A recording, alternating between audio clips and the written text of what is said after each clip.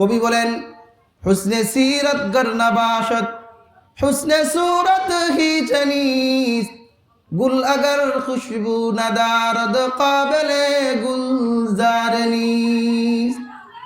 যে এমনি যে সুন্দর কিন্তু তার মধ্যে কোনো সুন্দর আচরণ নেই, মানুষটা সুন্দর কিন্তু চরিত্র সুন্দর নয়, তাকে মানুষ ভালো বলবে, বান্দর বলবে।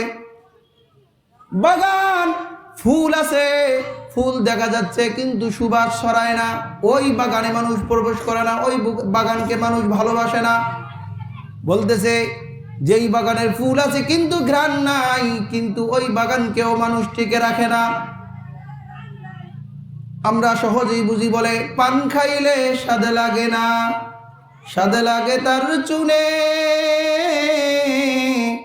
রূপ দেখলে মন বলে না, মন বলে তার গুণে। মানুষ পান খায়, সুপারি খায় চুন বাদ দিয়ে নাকি, চুনটাও খায়, অথচ চুন খাইলে মুখ পড়ে যায়। কিন্তু চুন না খাওয়া পর্যন্ত লাল আসবে নাকি, মুখ লাল হবে না।